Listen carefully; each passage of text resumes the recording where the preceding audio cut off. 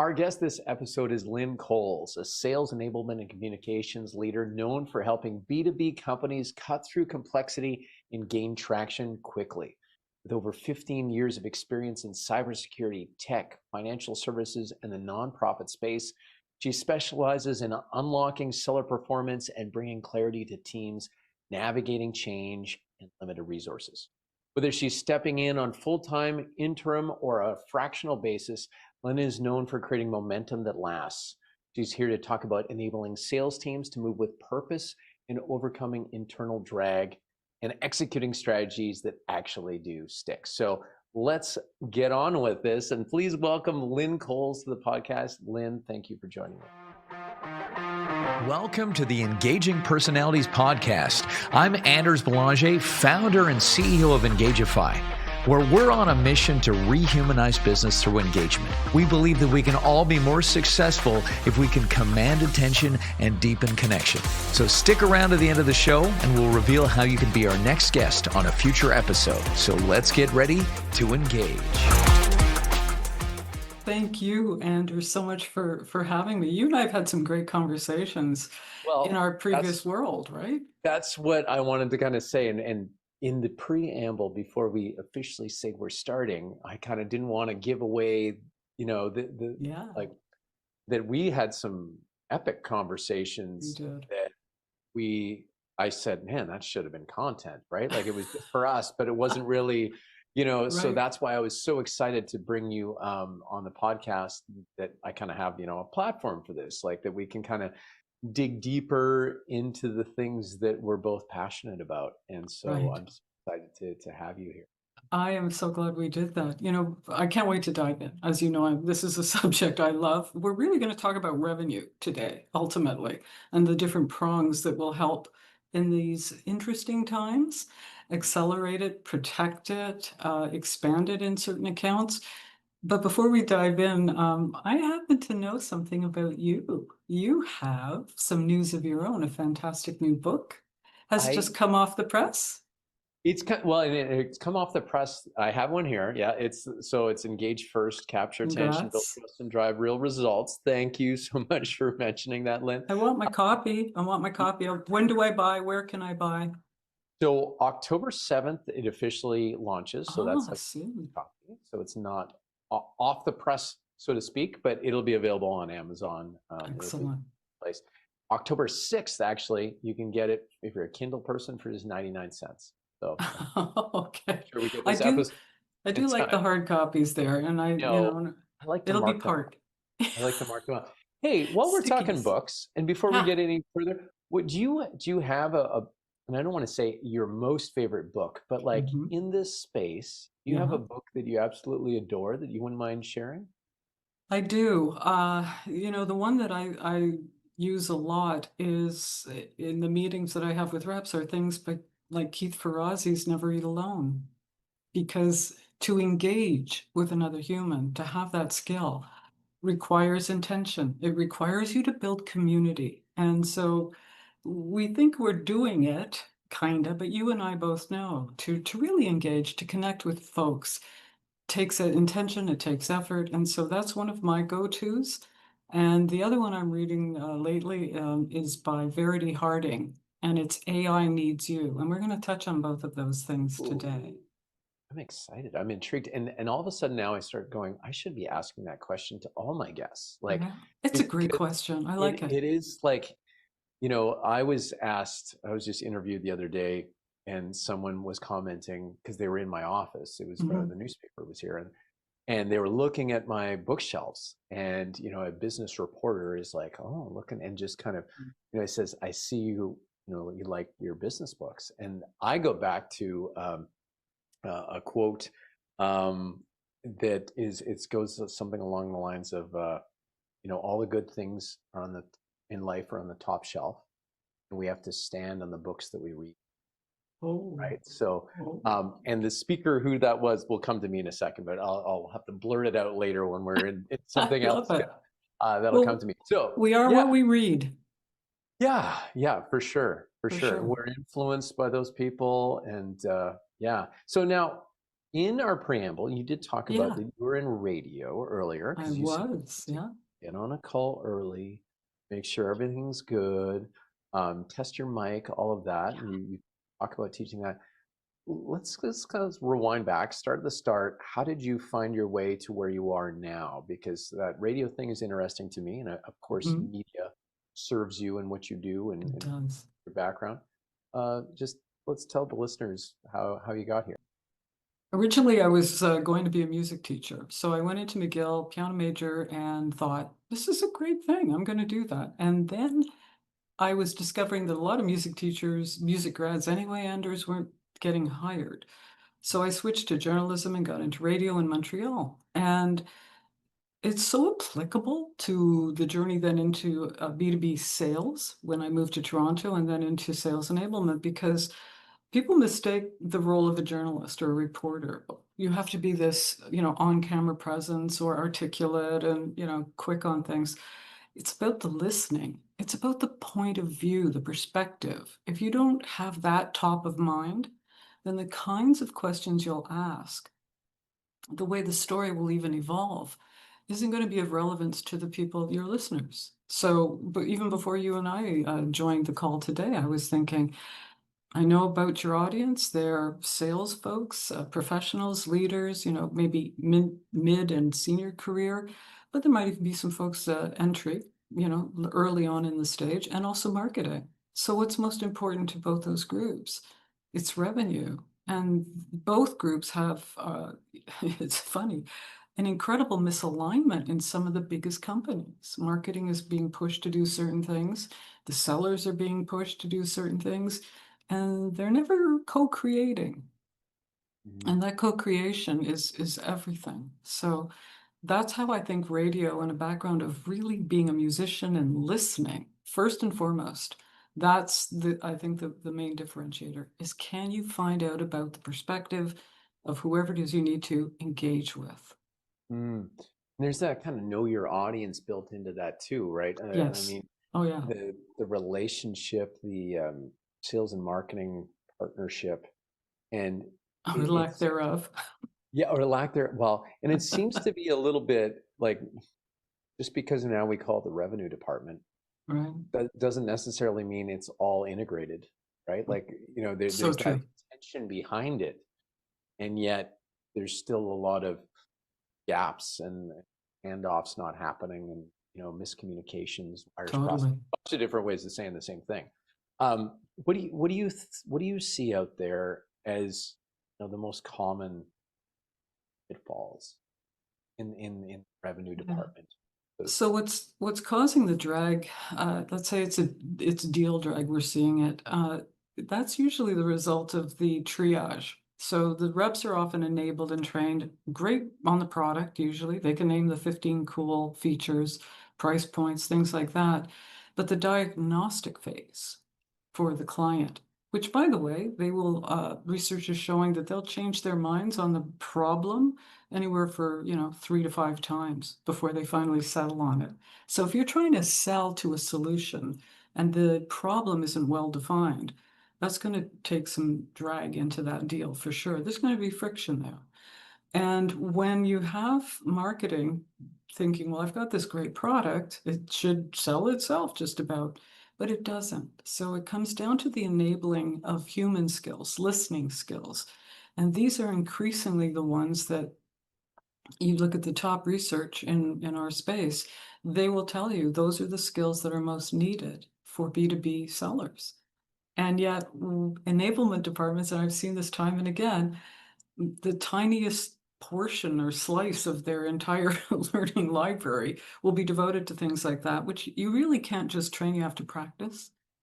I learned to play the piano adequately, I guess, and I couldn't think my way through it. I had to put the sweat equity into making the mistakes, trying again, trying again. And the same has to be true for our sellers. We have to give them environments. But here's the thing, the ultimate thing is the leader.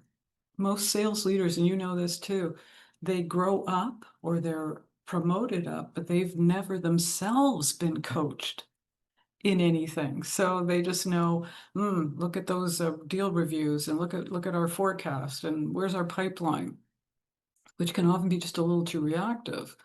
Whereas if you can get into the conversation with practice roles with the reps and their listening skills, then that professional is going to go in there with what's important to the client, not, oh, I've got to hit a number. Your It's client couldn't care less about your number or your pipeline or the fact that your Salesforce, deal information isn't as accurate as it should be. And by the way, that seems to be coming up a lot in organizations. Reps, I think, are feeling the pressure to put numbers in to satisfy a data beast instead of thinking, this isn't really the truth.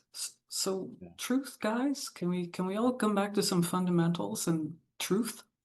Let's unpack some of that there too, because there's so many things you're saying that are resonating with me, and one of them is that idea of the leadership kind of being promoted up and out, and you're going to parent like you were parented, right? Like how you were raised. 100%.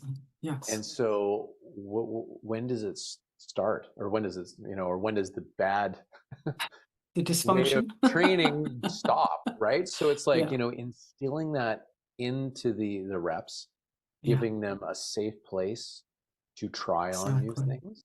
Yes. And then another piece to that that totally resonated with me on terms of the trade show marketing side of things is that, the very, very few people train their booth staff in an official capacity, right? Exactly. And Yeah. and so, you get so excited about spending this budget on a booth with LED screens and all That's the right. all the Swag. discrete stuff that you can, and so I'm Hmm. imagining sales enablement, we're seeing kind of the same thing, and it's just not getting the love No. that it deserves.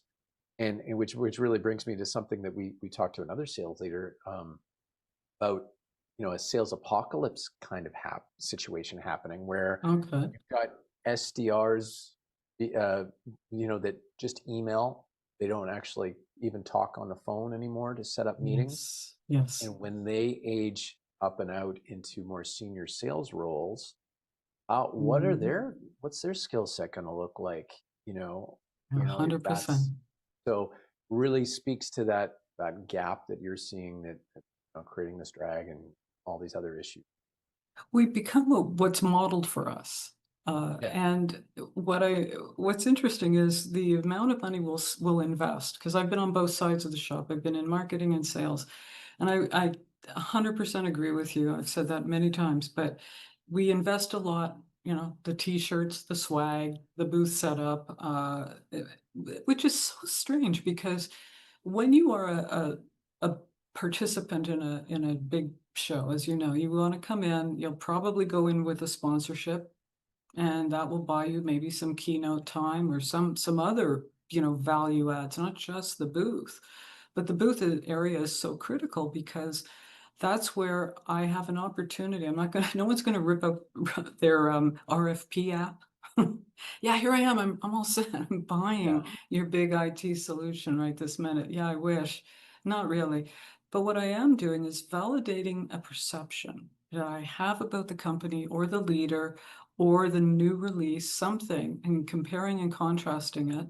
So the booth experience and the engagement that I have with sellers is either going to validate or undermine my perspective, my perception around this company. What's the brand feel for me?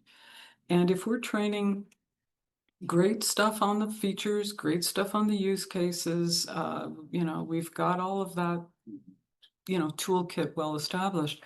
And then we forget to say, now you're going to interact with humans in this forum, and you're going to need to smile, shake hands. Please do. In some of the training I've done, and I'm so glad Yeah. you've brought that up.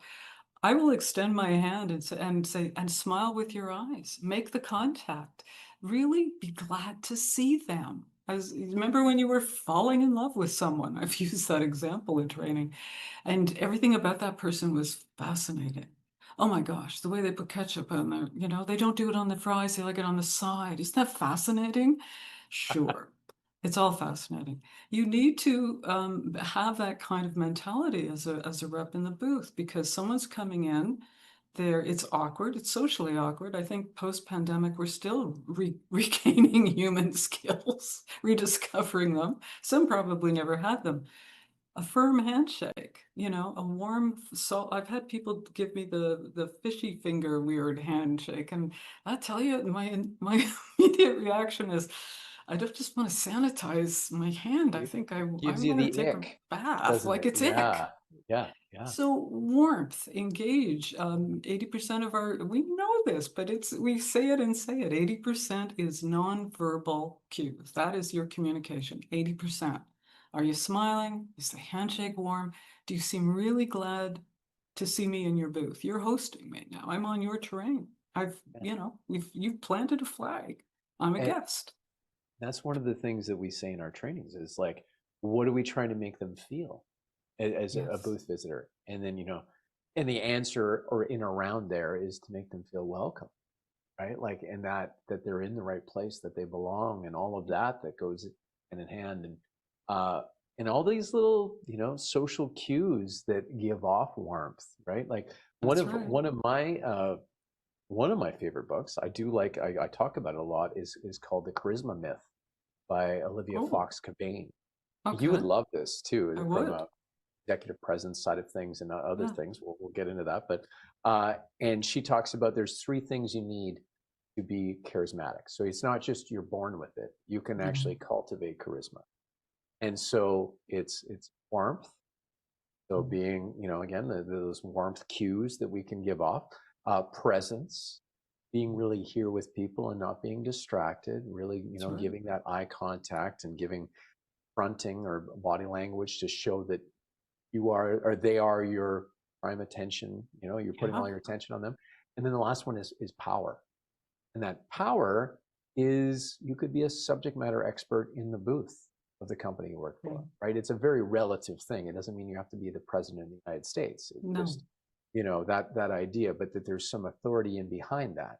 that's right. And she says you can have 2 out of 3 to actually be charismatic. So you don't even have to go all three for three. That's So good. when I am training presenters, I kind of say, hey, like, can you pick warmth or can you pick presence? Because Yeah. you're already, a speaker for this, so you've got that power built in. So pick one as your intention, then you bring into that interaction and see how that affects people.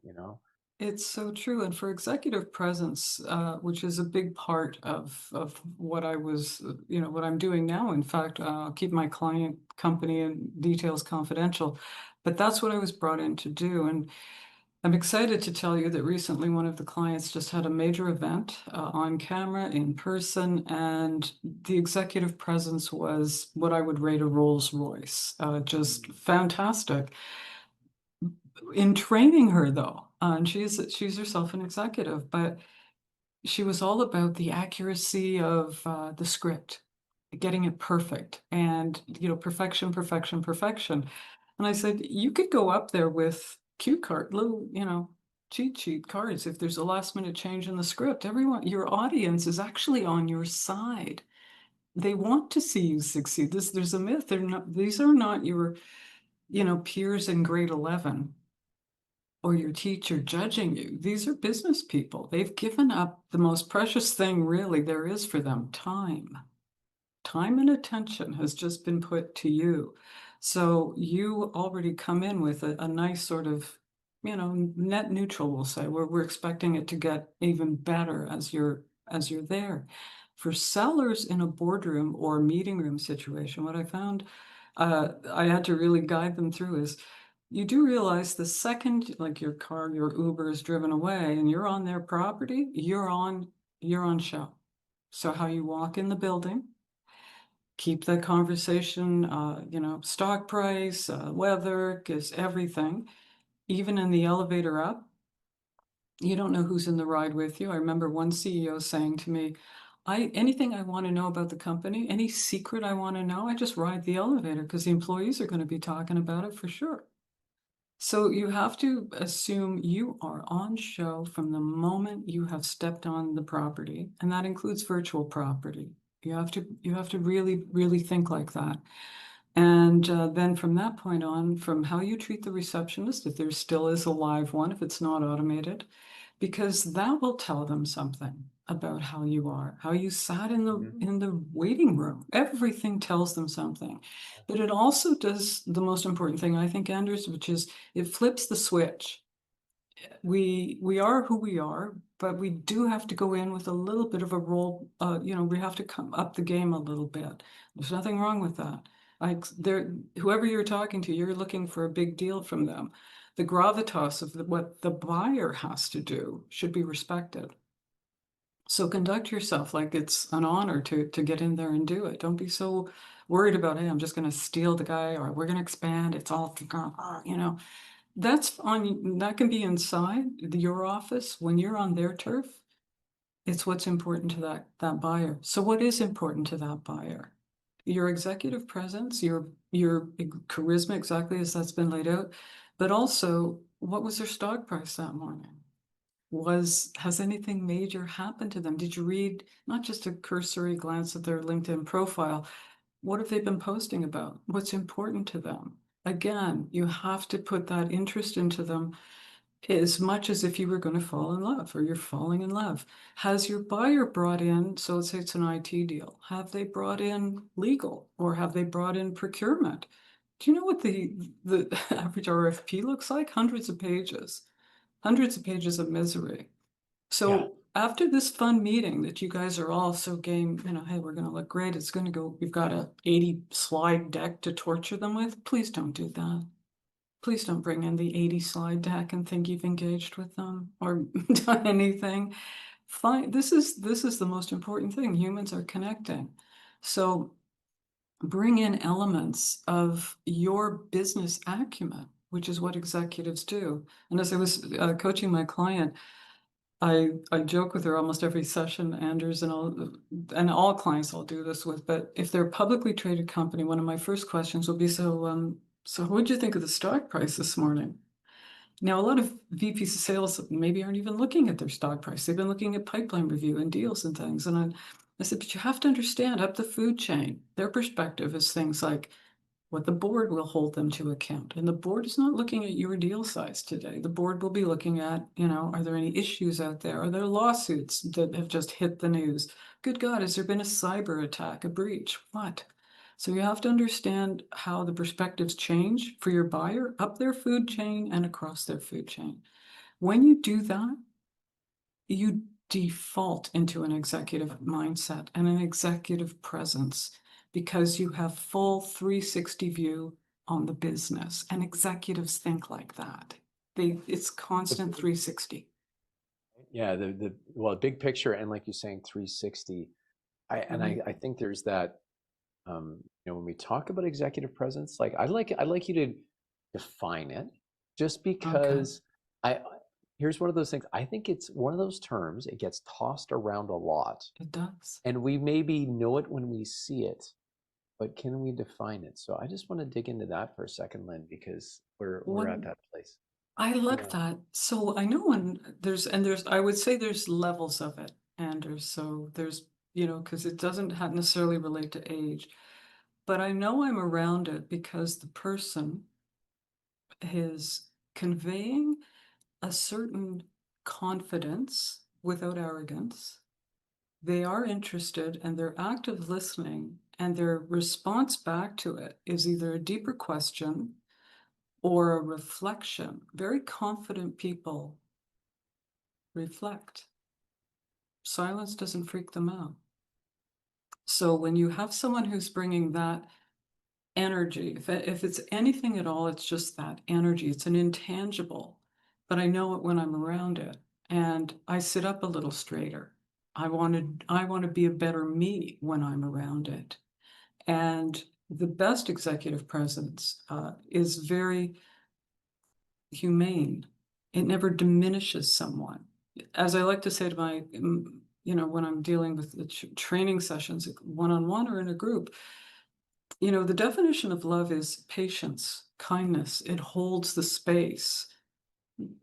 When people know they're in really healthy executive presence, not the fake arrogance, nervous person who's hiding it by being, someone who diminishes others, it holds the space for kindness. It's very grown up. That's why it's not about age, but it is around a certain maturity, not a nervousness. And definitely, we have to actually train people today. Phones down. If you must bring it onto the table at all, my goal would be don't bring your phone out at all. It should be away. It's everything on this Well, it this goes to meeting. that presence thing we were just talking about. Yes, So I feel like the more I look at this and everything, I see, the warmth plus competence, right? If you have extreme competence, you could come off very cold and you could that's come right. off like ruthless, maybe Yes. efficient, Yeah. but that's not what we want from our leaders, right? We No. want to have these leadership qualities that we want to follow, and being present with people, treating people with respect and holding space, like you said. So, I Yeah. see that combination of warmth and competence mixed together is that beautiful combination. And taking your time, Yeah. like you said, that confidence comes through that, right? And It it has does. this kind of like reassuring, steady hand on the wheel, and again, it puts people at ease, right? I think It that's a big does. too, is making people feel comfortable so that you can be your best, and the leader can pull the best out of people. So A good there's leader does. Yeah. so much in there, and it's so um but soft skills, it's hard to define. Like we're talking about the definition right Yeah. now. Here we are talking around it a lot still, but yeah, I mean we're right there. But it's interesting that this is required, maybe not Yes. required, but recommended at least, that people have this. If someone was listening to this right now and they wanted to get on the executive track and cultivate more executive presence, is a 360 review a good idea? Well, Lynn, what would be the first few steps to kind of start, you know, cultivating executive presence in your opinion? That's a great question, Anders, because the first thing is self-awareness. In fact, it's so important that the top executive recruitment firms test for it. So if you want to know where your gap is on that journey, start with your self-awareness. So some of the things I recommend is things like a strengths finder. It's 10 to 15 minutes Gallup Strengths Finder. Gives you some perspectives around yourself. Yes, a 360 review can be helpful, but I don't know that everyone will tell you the truth. And not every organization may be set up. So own this, be self-aware, learn about your blind spots, and embrace them to a degree, because you're not going to be perfect. This idea that an executive sits there in this oracle-like zone, if I have all the answers, you don't, but you should be able to uncover something. Don't accept that first answer if it's not right for you. You got to go and dig a little deeper, learn how to ask a good question. So things like a Toastmasters would be a second pillar to building that. Being able to think on your feet, answer correctly is, table stakes. An executive engages. An executive wants the thoughts of others. They won't always know what could be thrown at them every day. As you move up in the ranks, executives are often in the yes/no zone a lot. Can we go ahead with this project? Can we spend this much? It's a yes, no, yes. So they need to be able to filter information. The best executives have learned a sort of shorthand. They can get to the headlines so that Mhm. another executive can make the decision quickly and confidently. When deals are getting sluggish, I can tell you, then very likely there's been some disconnects around the information we need to make an informed decision. So I would suggest getting self-aware, because it's the number one thing that we want from an executive, which means blind spots will be revealed and things you may not like about yourself, and that's okay. We're none of us perfect. And you want to be able to do that, because guess what? When you have folks reporting to you, you will raise up the next generation of leaders with the same thing, self-awareness. the ability to speak well on a moment's notice. Toastmasters, as I mentioned, is a great one for that. Work with a coach. Work with someone if it is a small investment for the rest of your career. Hire one for your team. Hire someone who's got business and sales enablement communications so they can be holistic with you, or Yeah. specialized if it's something just pertaining to a blind spot that you have.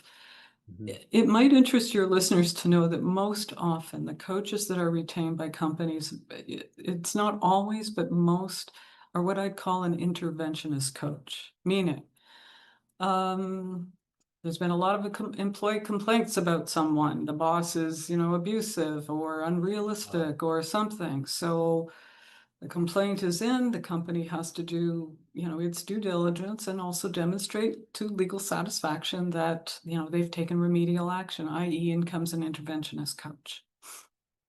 Try and fix the problem that way.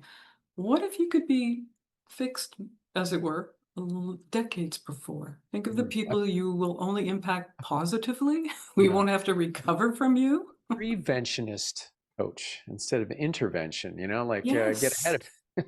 Get ahead of it. And, Yeah. sales, another thing is in so much of our conversations around revenue, the most effective organizations are starting to help all employees. And this is where my thinking is quite differentiated, but now supported by great research. If every employee could see themselves as somewhere along the line touching and having a positive impact on revenue, then you have a sense of your mission. You have a deeper sense of your purpose. Something as basic as a seller doing his account strategy, recognizing that so and so over in HR is actually connected on LinkedIn to an important person in my deal process. Wouldn't it be neat if I could leverage that kind of relationship equity and get more depth and more value for the Mhm. buyer? I could do that. Wouldn't it be great if our marketing folks, instead of spending just the money on that trade show and thinking in terms of the big project and the boxes they have to check, walked over to the revenue and sales enablement team and said, we should probably talk about how to get a better experience in that booth, and that would require maybe a different behavior, a different energy. That might be training before. So maybe we should talk to you. Shouldn't we all just talk to each other? Because at the end of the day, did you get a paycheck? Oh, there's a simple explanation for that, folks. Because you have customers, or you have an investor. If you're, a startup, you've got somebody with some equity has put it in. But you want that paycheck, then you want to be helping everybody who has to touch and help that customer, and that would be your sales guys. So why don't we all see revenue as part of our jobs? Hmm. Revenue aligned, right? Like everything is Yeah. connected in that sense. Wow. Lynn, there's something, and you said something about AI, some book on AI at the Yes. beginning, and I Yes. want to make sure we kind of open that story loop, and I want to make sure we kind of touch on that before we get too deep. But we've covered a lot of ground. I mean, we're We talking did. about sales enablement, revenue. We're talking about executive presence, soft skills, all of that. Um, what was the AI piece, and what was the book? Remind me, and then let's talk about what does that future look like for these different departments and areas. Huge. AI is, I mean, it's already touching for example, cybersecurity from machine learning, and it's in every profession, it's in every industry. But for sellers and for buyers, it will be very significant. It already is. I'm not saying it will be, it is.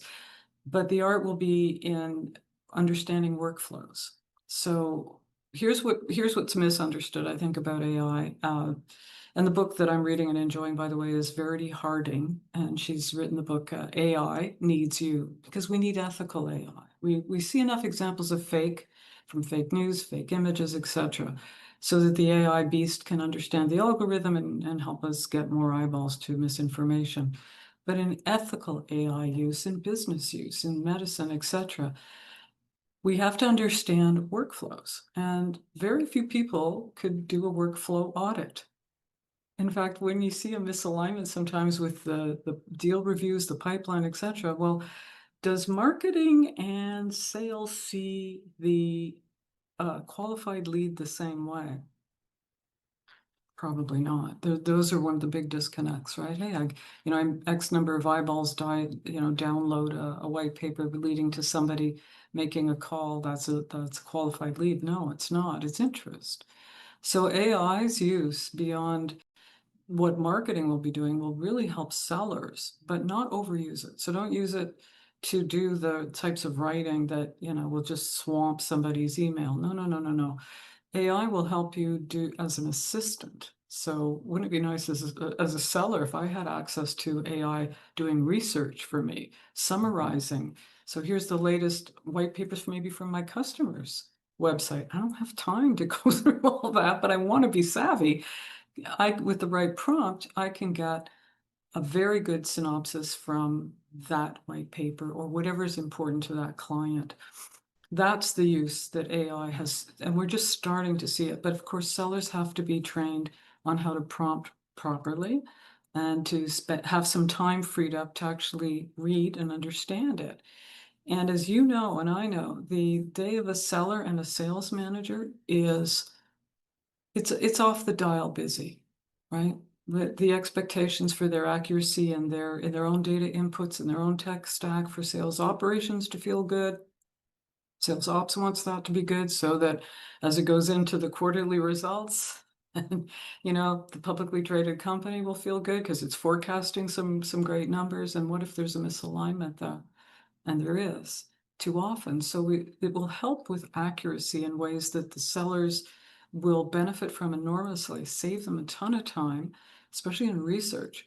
But you have to at least have some fundamental business skills and to use it properly. And Mhm. we have to give sellers some time to use it properly. So that's a tiny touch of how AI Yeah.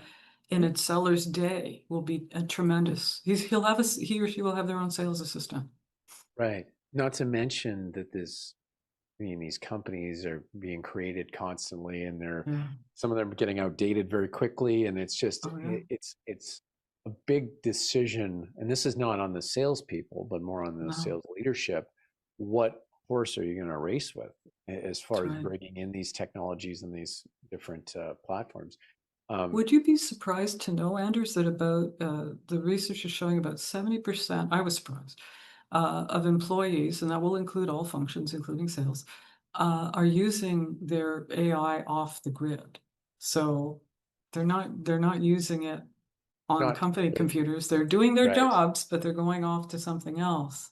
Oh, Because so a lot it's of not companies, sanctioned AI it's in not that. sanctioned AI. And Uh, the first step has to be, what is our AI governance policy? What's our data policy? So if you have even internal, I'll use GPT, right? Because that's the correct term. But if your internal data hasn't been freshened, and you've got reps trying to use it for their, building their own deals, etc., and that's not even been, archived as it should be, right? Graveyard it was in what? the right time, then you have crap data going Yeah. into their jobs. So suddenly, what AI will do, I think, more than anything is doing is it's showing where the weaknesses are.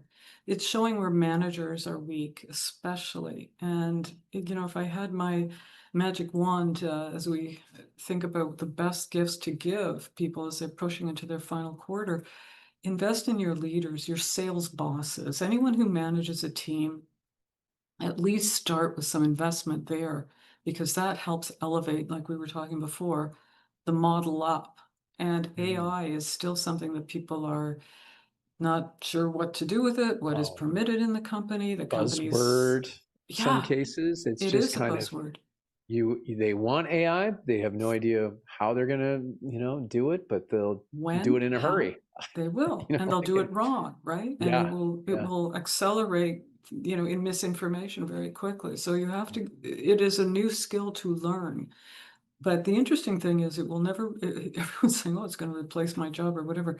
Not likely, not anytime soon, because you have to understand, it doesn't have the human program that we have for nuance, for reading human behaviors and signals. It doesn't.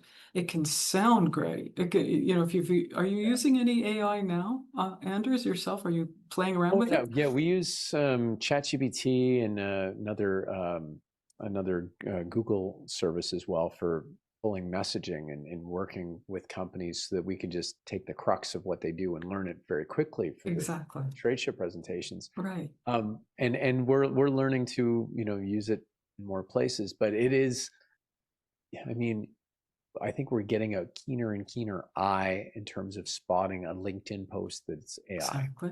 Yeah. That's that just isn't. It's a little too perfect. Mhm. And one of the things that I keep saying, and I talk about in my book too, is that we kind of got to lean into the humanness of us, right? The That's what makes us imperfection. special. Yeah. Yeah, and the idea that it's not just about like information and knowledge is cheap now, right? Mhm. But it's how we convey that in a way that people will remember it, and we can Yeah. maybe emotionally shift them or do something that is creates some connectedness. That's where Yes, the real value is. it And is. so as salespeople, as storytellers, marketers, those are those things that we need to do, because everyone can do everything else already, right? They can look They it up the can. same as you. So But your uh, buyer, and this is where it all comes down to that also critical perspective and point of view. Executives and executive presence really is the ability to see so many perspectives. I referred to it as the 360, but really the best of them have the ability to see another perspective, another point of view. And if they're not getting the result they want, it's not about using more authority or hammering them or threatening them or worrying in terms of even carrot and stick language seems so antiquated. It's that the person may not really understand, or they may not fully get how you want whatever it is you want from them. Put it in the context. Well, this is the big picture for us, and how your role in that is going to be so impactful and make such a difference. Who doesn't want to make an impact and make a difference? I mean, this is where a good executive helps them make it all about, just like we do with the customer, make it about them. And it's not hard, and it isn't insincere. That's what humans are wired to respond to. We are one of the most collaborative critters on the planet when we're behaving as we should. And anthropologists, scientists have all confirmed, if it were not for that, we would never have advanced. We'd still be, I don't know, swinging from our tails on the savannah or whatever. It's the ability to come together, to problem solve, to take care of each other. Collaboration and co-creation is in our DNA. yeah, And if I can take a moment and just throw one more up while I have a platform, so is the ability to work across all generations at the same time. As you know, I've been in IT for many years, I've been in other industries. So ageism of any kind is so unnatural. It is like we're seeing people, pushed out in IT in their 40s and certainly by their 50s. My God. And if you're still around in the 60s, then you're the owner, right? Like, so this notion that only a certain age can bring the value. Only a certain age is going to be scrappy enough to, again, it cuts, you could be too young, too old, it doesn't matter. That is one of the most unnatural of human trait. It's completely aberrant to how we've evolved as a species. backwards, really, because we It's would bizarre, it's respect our unprecedented. elders. The elders Yes. would hand down the history, the way we live, Well, the they'd know where to hunt. They'd know how to hunt. Like they'd know what was poison. So in other words, all that great knowledge prepped, as we were talking earlier about the modeling of the next generation for sales leaders, that's what you're modeling on. And if you get that, then you've taken away institutional knowledge, market knowledge, how to play nice with each other. We model collaboration. And as our brains change with different phases of our lives, it's not aging, it's just different phases. If you've had anybody that you love pregnant, you know that there's a different phase taking place in that brain because of what's that entire person's body is now geared to do, bring life into the world. That's a different thing on the brain. yeah. So as the different phases evolve, we find we can contextualize so much better. That's why it's not surprising that some of the executives we sort of hold up and look that way. They have a steadiness, as you said, steady hand on the wheel. That models how to be for the next group and the next. The idea that it's the individual and I'm going to win this deal and take this, and that's the antithesis of human DNA, of human, like I'm talking about the actual machine, the wiring of it. Our neuroscience proves that's not how we're made, and that's not how we evolve, and that will not be how we succeed. Hmm. Interesting stuff. I know, Lynn, that we can, because we've done it before. We have, We could go on and on and on, but I yes, think for the interest of time, we'll cut us off there, and we'll to be continued, I believe, because I think I would love it. there's so much more to get into. Yeah, and this is exactly what I wanted it to be, was this kind of fly on the wall on one of our conversations, and I think we accomplished that. I Um, enjoyed it. yeah. So, Lynn, tell me and tell our listeners, how can people reach out to you if and again, I just want to say that I think, whether you watch this video or you just listen to it, I think you can hear Lynn's expertise and also um, the elevation. Like, you talked Thank you. about looking at it, things from different levels, different angles, but I Hmm. think you can really, you go back and listen to this again, that Lynn really gets it. And if you want to get on that executive track, I think there's a lot you can uncover, not just what you said, but how you said it here today, Lynn. So I just want to point that out. So if people, are looking to reach out for your expertise for sales enablement, executive presence, tell us who you all help, and how they can go about doing Well, thank you. I love it. I love an infomercial moment. I appreciate that. Thank you. that. I do, you know what, the size of company doesn't really matter, although typically I have found that companies that really are serious about this will engage. And the best way to reach me is on LinkedIn. Just send me a DM and we can take some time to uncover your needs. And I work sometimes just one-on-one, sometimes it's a retained project. And sometimes it's a full-time job. It varies. So I think in this marketplace, we have to be agile and understand that it's not easy for people in the hiring. Someone who's hiring is buying in a sense. So it's not easy. And I can certainly help you clarify outcomes, because until that's clear for you, anyone can sell you anything, but it won't necessarily be the results you're looking for. And I want to make sure that whatever we talk about, it's about your results. Wow, well said. Lynn, thank you so much for coming on. This has been just I delightful. I loved it. Thank you so much. And once again, that book that you and I were talking about earlier, what That was is that? Engaged, first available October 7th October on 7th. All right, Amazon. on Amazon. Okay. And then I know what I'll be Uh, purchasing on October 7th. Thanks, Congrats Lynn. on the book. I appreciate it. Thank you. Thank you. And to all our listeners, thank you so much for tuning in once again. Yeah. And until next time, you know what to do. Stay engaged. Thank you so much for listening to Engaging Personalities. If you believe this world needs more engagement and you're an industry leader or you have an interesting take on rehumanizing business, go to go.engagify.ai/podcast-guest to apply and come on the show. If you got something out of this interview, do you mind sharing it on your social media? Just grab a quick screenshot with your phone and text it to a friend or post it on the socials. If you know someone that would be a great guest, tag them on social media to let them know about the show. Include the hashtag Engaging Personalities. I love seeing your posts and guest suggestions.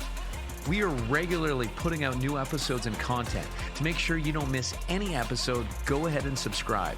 Your thumbs up, ratings, and reviews go a long way to help promote the show and mean a lot to me and my team. Want to know more? Go to our website, engagify.ai, or follow me on LinkedIn.